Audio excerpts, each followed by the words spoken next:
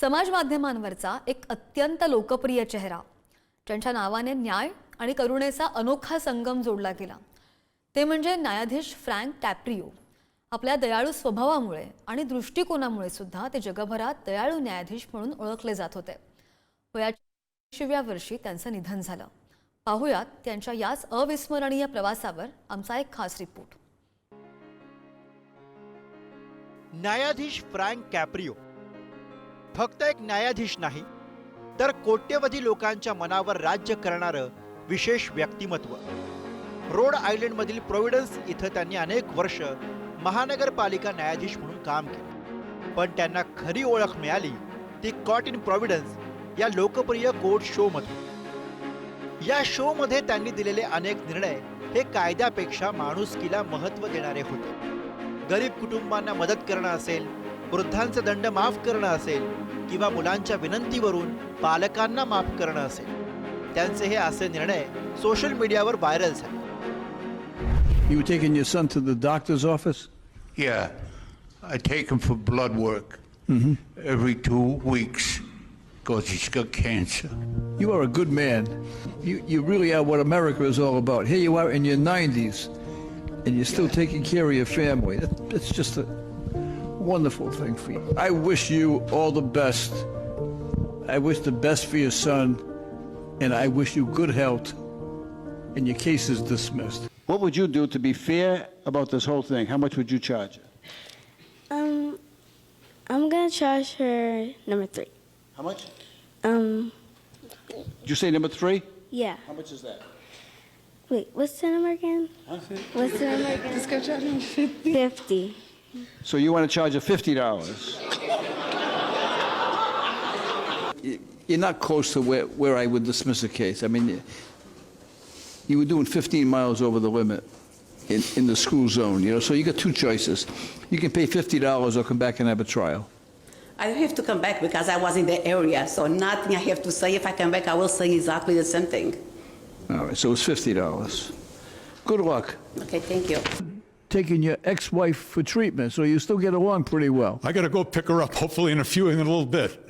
Oh, so she's still your boss, huh? Yeah, oh yeah. she's the boss of me and all the kids. Good luck. Thank you very much. इंस्टाग्रामवर frank कॅप्रिओ यांचे तब्बल 34 लाखाहून अधिक followers आहेत. त्यांचे video अब्जावधी वेळा पाहिले गेले. याचं कारणही तसंच आहे, ज्यामुळे त्यांचं न्यायदान हे पाहण्यासारखं आणि प्रशंसा करण्यासारखं ठरलं. त्यांनी कठोर नियमांऐवजी माणुसकी आणि करुणेवर आधारित न्यायदानाची पद्धत वापरली. त्यांच्या कोर्टात ते अनेकदा लोकांना प्रोत्साहन देत, मदत करत आणि दंड माफ करत. अनेकदा लहान मुलांना त्यांच्या पालकांच्या खटल्यांमध्ये निर्णय घेण्याची अनोखी संधी त्यांनी दिली. न्यायदानासाठी त्यांनी विनोद आणि हलक्या फुलक्या संवादांचा वापर केला, ज्यामुळे कोर्टातलं वातावरण सकारात्मक राहील. त्यांनी गरजू आणि वृद्धांना अनेकदा विनाअट मदत करून न्यायव्यवस्थेत विश्वास निर्माण केला. आपल्या अशिक्षित वडिलांकडून लोकांबद्दल सहानुभूती कशी बाळगावी हे ते शिकले आणि तेच त्यांनी आपल्या न्यायदानात उतरवलं. Told me I had pancreatic cancer. Wonderful wife, wonderful family. So what do you do in that situation? You don't give up. You don't give up. So I tell you, enjoy every minute of your life. Be close to your family. Be close to your friends. And have compassion and understanding of other people. न्यायाधीश कॅप्रिओ गेल्या काही काळापासून स्वादुपिंडाच्या कर्करोगाशी झुंज देत होते. त्यांनी स्वतः 2023 मध्ये आपल्या आजाराबद्दल माहिती दिली. उपचारादरम्यान सुद्धा ते सोशल मीडियावर सक्रिय होते. रविवारी त्यांनी इंस्टाग्रामवर आपला अखेरचा व्हिडिओ पोस्ट केला, ज्यात त्यांनी प्रार्थना करण्याचं आवाहन केलं. Last year I asked you to pray for me.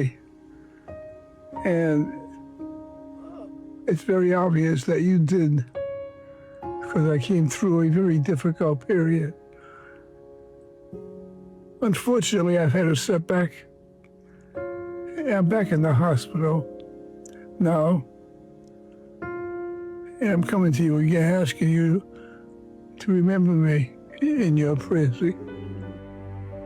पण परमेश्वराच्या कोर्टात करुणाभाव ठेवून त्यांच्यासाठी न्याय झाला नाही. त्यांच्या निधनानंतर अमेरिकेतल्या रोड आयलंडमध्ये शोककळा पसरली.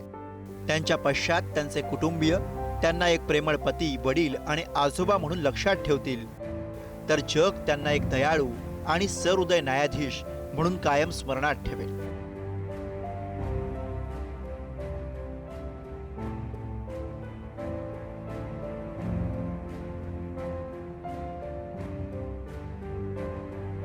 फ्रँक कॅप्रिओ गेले, पण न्यायदानासोबत खऱ्या अर्थानं न्याय करून गेले असंच म्हणावं लागेल.